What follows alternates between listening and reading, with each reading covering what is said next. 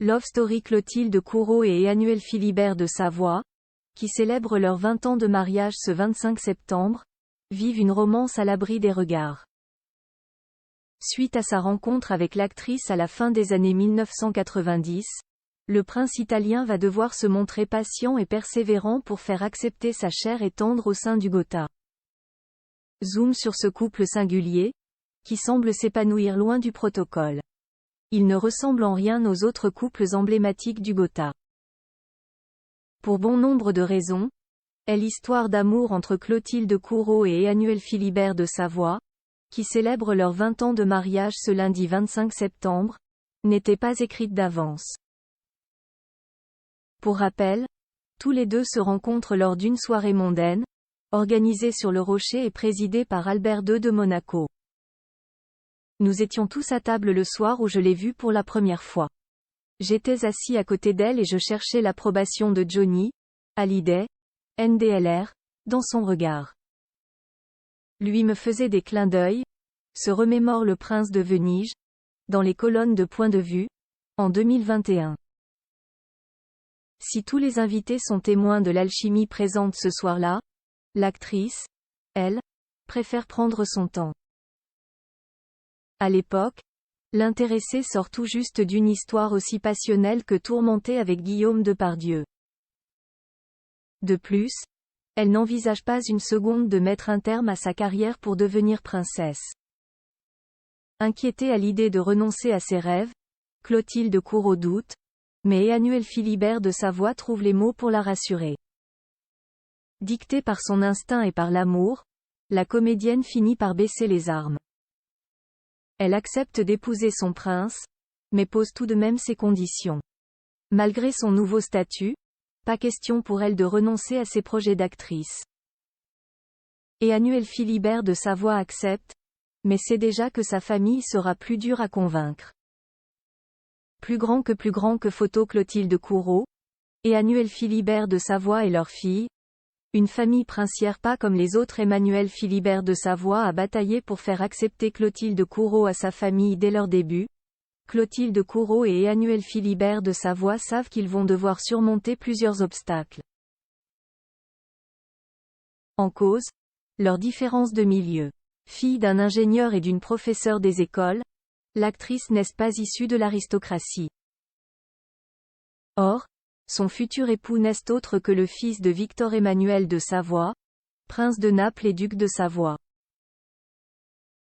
Ainsi, avant d'espérer pouvoir dire oui à sa promise, Emmanuel Philibert de Savoie doit convaincre son père. Il ne ménage pas ses efforts pour faire accepter celle qu'il aime auprès de sa famille. Elle n'a pas de sang bleu mais son âme est noble. C'est le plus grand des titres qu'elle peut porter. NHE accent aigu cite pas acclamer le prince italien, comme pour légitimer sa future épouse. De son côté, Clotilde Courreau est touchée de voir que son prince tient tête à ses parents pour la faire accepter au sein du Gotha. C'est formidable de rencontrer un homme qui vous aime et qui va jusqu'au bout de ça et qui, malgré ce qu'on ait pu lui dire sur la personne qui aurait été juste à ses côtés, décide, à un moment donné d'aller jusqu'au bout de son aventure, confie-t-elle, sur les ondes des Europe 1, en 2014. Et d'ajouter, c'est quelqu'un qui a décidé d'une femme. On lui a dit et redit que ce n'était pas la bonne personne, pas juste, et lui a été jusqu'au bout de son désir et il a fait de moi une princesse.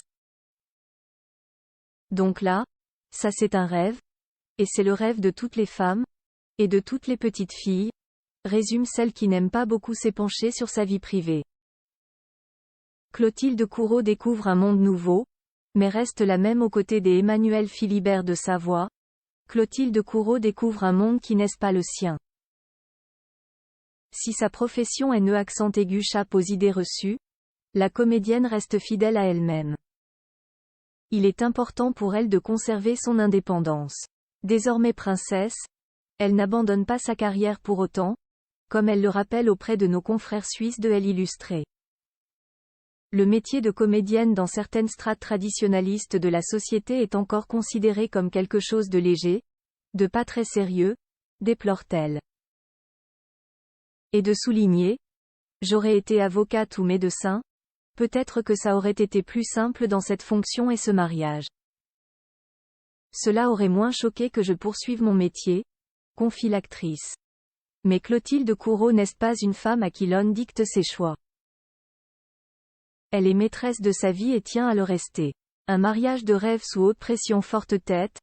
Clotilde Courreau tente une nouvelle fois d'imposer ses choix le jour de son mariage, le 25 septembre 2003. Avant de dire oui à son prince en la basilique Sainte-Marie des Anges et des Martyrs de Rome, devant pas moins de 200 invités, l'actrice, terrifiée à l'idée de parler italien en public, souhaite qu'on elle autorise à prononcer ses vœux en français. En vain, je ne parlais pas italien. Avant, on a eu rendez-vous avec un évêque et j'ai essayé de les convaincre que comme nous sommes en Europe, ce serait bien que moi je le fasse en français et Emmanuel en italien. Évidemment, ça n'a pas marché. On m'a dit qu'il et Y avait pas des histoires des Europes, que l'on était en Italie. C'est une langue que je ne connaissais pas, détaille l'intéressé, dans l'émission 50 Inside, en 2016. Autre détail et pas des moindres, Clotilde Courreau, qui irradie en robe à taille empire en soie blanche signée Valentino, doit faire en sorte de rendre discret son ventre arrondi. Ce jour-là, la mariée est en effet enceinte de son premier enfant, la princesse Vittoria, qui pointera le bout de son nez 3 mois plus tard. Nous avons un peu fait les choses à l'envers, reconnaît Emmanuel Philibert de Savoie, selon des propos rapportés par Vanity Fair. Pour la petite histoire, le prince italien choisit Albert II de Monaco, sans qui cette histoire n'aurait peut-être jamais vu le jour, comme témoin. La boucle est bouclée. Les secrets d'un couple qui dure après leur mariage, Clotilde Courreau et Emmanuel Philibert de Savoie ne tardent pas à fonder une famille. Le 28 décembre 2003, ils accueillent leur première fille Vittoria. 3 ans plus tard, l'arrivée de Louisa vient compléter la famille. Un nouveau rôle qui permet au mari de l'actrice d'évoluer, comme il le confia, en 2013. Je pense que le mariage et la naissance de mes 2 filles m'ont fait grandir. J'ai épousé Clotilde parce que j'en avais très envie, mais, à l'époque, je n'étais pas prêt et je n'en avais pas conscience. De même que je n'étais pas prêt non plus à avoir un enfant. Et puis, peu à peu, j'ai mûri, appris, j'ai su goûter pleinement les joies du mariage et de la paternité. Très présente pour ses filles, son épouse a su conserver son indépendance. Nous avons su grandir chacun de notre côté, permettre à nos individualités respectives de s'enrichir, de s'exprimer. À aucun moment je ne me suis oubliée, je suis restée fidèle à ce que je suis. Cette individualité, aussi affirmée chez Emmanuel que chez moi, fait la force de notre couple, assure-t-elle.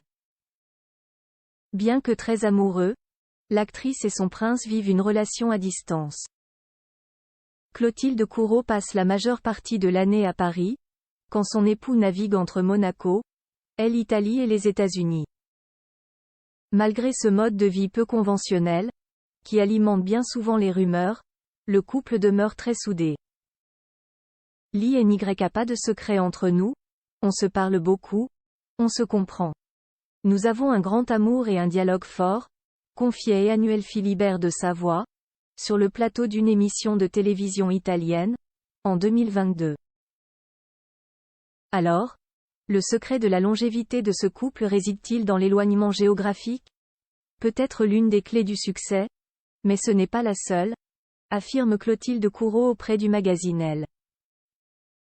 Et d'ajouter, il y a plusieurs éléments importants dans la longévité d'un couple, le dialogue, la vérité et l'acceptation de l'autre avec ses différences.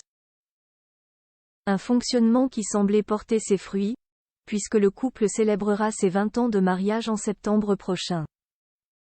@, direction artistique gala. Il vous reste 85% de l'article à découvrir.